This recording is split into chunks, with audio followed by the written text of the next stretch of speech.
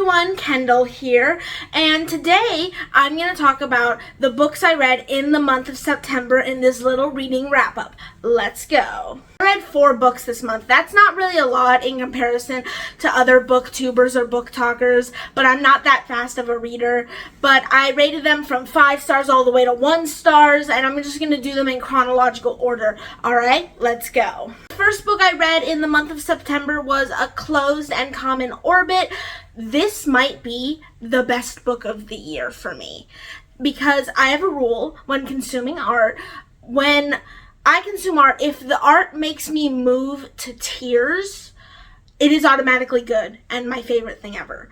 And let me just tell you, I was sobbing. I was a sobbing wreck at 2 in.the.morning when at that scene when Jane was saying she didn't want to die alone where no one cared about her. Like, if you know, you know, but like, sobs. The book follows 2 perspectives. One is an AI trying desperately to pass as human while adjusting to her new human body and not just being an Alexa. The second perspective is one of a flashback about Jane, now Pepper, as she tries to rebuild a ship to get off planet. And oh my god, this is such a beautiful book. It is amazing. And I gave it 5 stars because it made me cry, and rarely ever do books make me cry.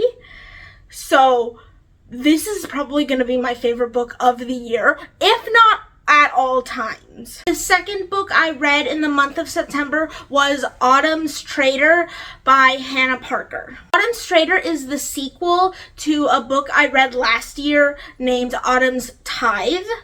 And the sequel is about this girl named Larkin who finds out that the man she built up a relationship in book 1 got betrayed by his own brother. Et tu, Brute? And so the book is about them trying to deal with that. So this book suffers from the idea of this should have been told through anyone else's perspectives other than Larkin, because she is definitely the least interesting. She's still a likable character, but all she does in this novel is learn sign language. And so not only is she a bad person to tell the story through because nothing happens, this book is basically filler. It's filler. Anyways, 2 stars. The third book I read this month was Blueprint Your Bestseller, and that one I really enjoyed. It is basically a book about revising your novel, which I desperately need because I'm in the revision process right now. But it's revising your novel in a way that'll make it like the bestsellers. So I really enjoyed it. It was really good. I rated it 4 stars, and the reason I can't give it 5 stars is because it wasn't as engaging or entertaining. It was mostly just facts, and a lot of it was analyzing the Ugly Duckling story, and I just didn't really vibe with that. But it was still an amazing book, great information, and I would recommend for any writer in the revision process. Next and final book that I read in the month of September is How to Read Novels Like a Professor. The reason I read this book is because I really wanted to learn how to analyze novels further in order to improve my booktube videos and my book reviews. And let me just say, this book has no information on it. I rated it 1 star for good reason, because it is very surface level information, and in the title it says How to Read Novels Like a Professor.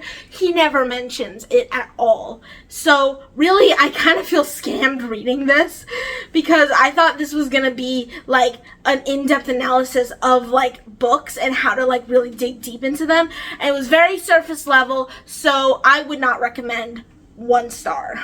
So those are all the 4 books I read in the month of September. I'm so sorry to leave the month on a bad note, but I hope you enjoyed this video, and remember to like, comment, subscribe, do the whole thing. Maybe ring the bell if you want to hear more from me. Alright, bye.